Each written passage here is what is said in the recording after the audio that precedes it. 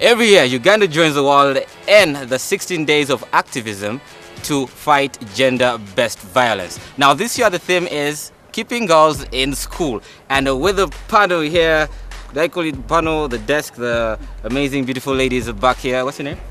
Kusasira Angel. What's your name? Precious Priscilla. What's your name? Karen Chwank. Now, I'm sure you guys have probably had a friend or heard of someone who has probably failed to finish high school. I'm talking about the girls, yeah? Maybe even one of you actually failed to finish, so... yeah? So what do you think, makes girls fail to finish high school? But just before we go any further, what is gender-based violence? It could be against the boy child or the girl child. Now, very many people, of course, would say rape is gender-based violence, which is true or even can be argued. Or they could say female genital mutilation, forced marriages, or anything that actually segregates, the girl child or the boy child in whichever way that the society might actually, perceive it to be. Now, you guys, what do you understand by the word gender-based violence? What would be your definition? I think like segregating, segregation between genders. Like, if you're a girl, you cannot do this kind of work. Yeah, I think that's it. You? Okay, gender-based violence. I think it's like self-explanatory, gender-based violence. Like things that can affect the girls and the boys so that they don't, achieve what they need in life. Yeah, like how I go home with my reports and then my brother also comes home with his report, but then they blame me. Maybe I actually did better than him in math, but then they'll have to expect more, and then he'll take care of from the guy. Yeah, so they'll be on his side more than mine. So that's how I understand gender-based violence. I understand gender-based violence like the way Angel said, segregation, discrimination between girls and boys. The way a girl is like, girls are not supposed to eat chicken, then a boy is supposed to eat chicken. It's a gizzard. Yes. So it's probably that. Yeah, so now we're going to ask you guys, and of course the conversation does not just stay here, it goes on all through our social media. It is on Teen City on Facebook. The question is, what are the factors or what reasons or what major things fail girls from completing high school, because many of them drop out Form 3. I'm sure you have a friend, you guys also have a friend, or you've heard of someone, or even just had a story. Even you have many who failed to finish. How lucky are you? You actually did finish. Did you finish? Until the results come back, we'll know. So what do you think makes girls fail to finish high school? Education in any case, could even be high campus. For my friend's case, it's pressure, peer pressure. Peer pressure? Yeah. Like but what do they force them to do? Like, when she's having a friend at campus, she's like, don't complete school, it's useless, you're going to get married. What you're looking for, a guy can give it to you. Like cars, you can get a guy who gives you all what? Yeah. Oh yeah? What's your experience? Usually, okay, I've not experienced that before. Like, I've not had friends who have failed to complete. Yeah, but then because most of my friends are in school. You've had a story. I'm sure you've had a story of someone, or probably even your OG you finished with in primary, but then you hear a story like when you're in Form 5, someone tells you, hey, Jemima actually dropped out in Form 3. Yes, I've had, like, a friend of mine got pregnant in her senior 4. Though she did her papers, but then she was pregnant, but then she did them, so I don't think she can go on to A level, right? Because she has to take care of the baby, she's pregnant, then she has to breastfeed for like a year or 2. So do you think, if let's say parents, do you think there's a way they could either, lean more on the girl's side? Do you think if they lean more on the girl's side and, support them in, emotionally, do you think it would probably, help, lessen the number of dropouts we have in high school, the reasons? It depends on the parent. It depends on the parent, yeah. You can find one, like my dad, he's probably free. You talk to him, like, daddy, this and this and this. Then you find this type of dad. He's like, no, you're not getting out of the house. Girls remain inside the house. Boys can go. Yeah, boys can go. Probably not come back for even 1 week. And then a girl, no. You're not even going out to buy airtime, no. So, yeah, for example, like at my home, my mom, I have a brother, we're only 2. Yeah, so Who is older, you or me? you? Me, yeah. He's like firstborn, isn't that I'm the pressure on firstborn. you? Nah, not really. Yeah, so he's younger than me. But then he's allowed to go out. He can go out, have fun. He can stay out till like midnight or come back the next morning. But me, my curfew is 6 before it becomes dark. It's for you. It's for you really. Yes, it is for me. I understand. At your age, imagine, because I go out. Trust me, I go out. At least for my age, I can go out. You know. But the thing is, when you go out, the guys usually call it fishing. For them, they go for fishing. For you, you actually go to have fun. But you know, so your parents know because they've been through that age. It also depends on you. On you. Yes. I go out. I do go out. I can go out. I'm like, I'm not going to tamper with any guy. Like, I'm not going to hang around with guys. So they're the ones who tamper with you. Yeah. Of which, and it's also what someone wants. Yeah. Like, I can go out and I'm like, okay, I'm out, but I'm not supposed to drink. I'm not supposed to do anything bad. 1 in 3 women at least experience sexual harassment or sexual violence in their lifetime. Yeah. Now in Uganda, it goes all the way to 27%.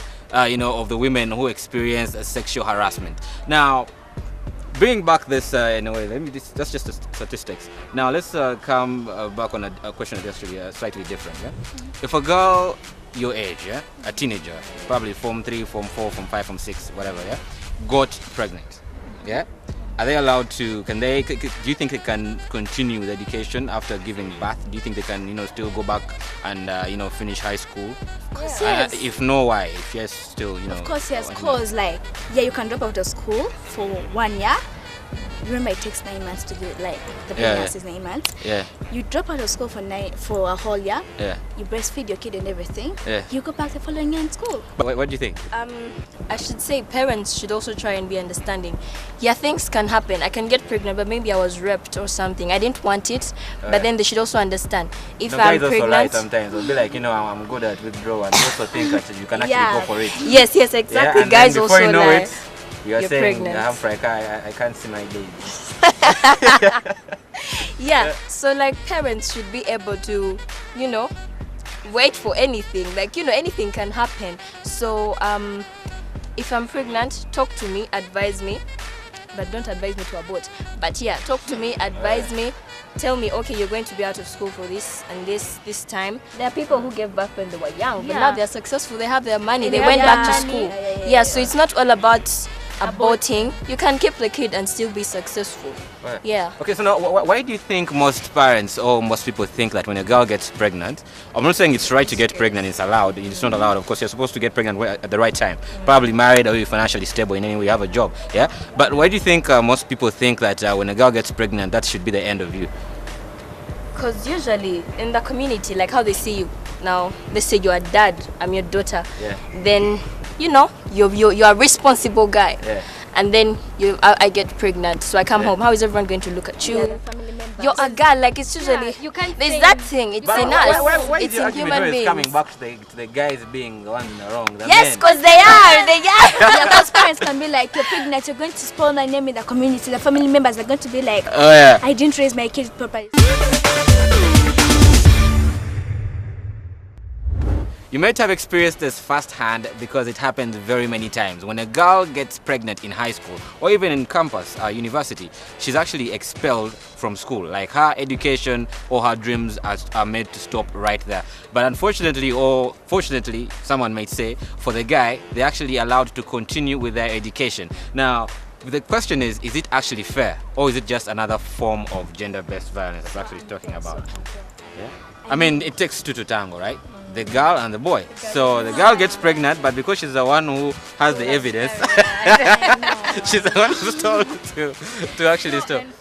Yeah. If they should make it equal, they either expel both of them, then expelling one and leaving one in school, because there's no difference. You may find, expelling a girl from school, it's so unfair. You may find the boy is going to obviously impregnate another girl, and that's also another law. Exactly. So yeah, they're leaving the victim is the girl. I'd say the real virus. So they're leaving the virus in school by leaving the boys in school. Actually, they're curing, they're not preventing. They're not curing. They're curing, they're not preventing cause like the girl. They're just preventing the girl who they've expelled. But if they're to cure, they would have taken out the boy out of school to cure. Like, oh yeah. Yeah. So do you think it's fair for you? And what do you think should be done anyway? No, they should leave both of them. Like seriously. So now we have two different sides. This one says they should expel both of them. No, let them leave both of them in school.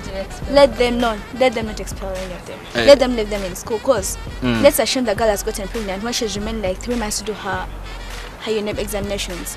Yeah, the school can be like, you go, you come back and you do the examinations. But trust me, when you're at home, you can't get the potential to read as you're at school. Trust me, you will fail. Let them leave the girl. They give her like special care at school with her pregnancy. Then after, when it reaches time for papers, she does the papers and goes. Oh yeah. What would be your opinion? Do you think it's fair? No, it's horrible. It's I don't know.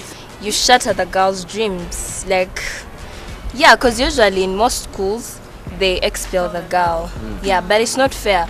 If I'm pregnant, maybe the year is going to end. I can be with the pregnancy till the year ends, and then maybe when I reach home I can take care of the pregnancy, and and of which we were together with the boy. Like, I didn't get pregnant alone. Like, he helped me in it. It's also one of the reasons why parents have this thing of when you get pregnant, your dreams are shattered. Yeah, but true. Because you've expelled her. But if you kept her in school, then she'll be like, the parent will be like, as long as she's in school, it's okay. Yeah, usually. But you've expelled her, she's home, and then the parent is like, then the parent hears the boy is at school, and then Like, she's like, you destroyed your future. The boy is at school and you're suffering. And I actually stuff. think it's actually unfair too, because the girl's dreams are shattered twice. Yeah, it's like double shattering, because she's first of all pregnant, at an age which is not yet ready and right. Yeah, so she has a lot of things now to deal with, responsibility that she's probably not even, actually she's not even old enough to even take care of herself. You're not old enough to take care of yourself. Yeah, and here you are with Tuduntu in your tummy to take care of. Yeah, then again, you actually made your education to stop. That means you can't even have enough qualities to actually push on in life. Yeah, in other words, you may end up looking for another third world job like bartending. Yeah. So it's really sad. As we wrap this up, don't you forget the conversation, of course, continues on our social media plugins. That is, of course, on Facebook, 10 City, like the page and get in on the conversation. Gender-based violence. We're still running the 16 days of activism against gender-based violence, which end tomorrow, 10th of December. What have you done to change the attitudes towards a girl child or even a boy child, and as far as the segregation, goes? We've seen very many girls getting, going through female genital mutilation. We've seen many of them getting raped. We've seen many of them getting impregnated and then sent out of school, sent out of university, and their education and their dreams actually goes on the low. What have you done to change the attitudes? Well, don't you forget the conversation continues right there on our social media plugins. Facebook, that is 10 City, like the page and get in on the conversation, or you can go on Twitter, follow at @Iam-Humphrey, and let's get tweeting. We're talking about the 16 days of activism against gender-based violence. Now, what have you done to change the attitudes towards the boy child or the girl child? Now, the theme this year is keeping girls in school. Many girls will send them getting sent out of school just because they got impregnated and their career and dreams are actually shattered. What have you done to change that? Don't you forget, this is probably brought to you by UHMG, The Good Life.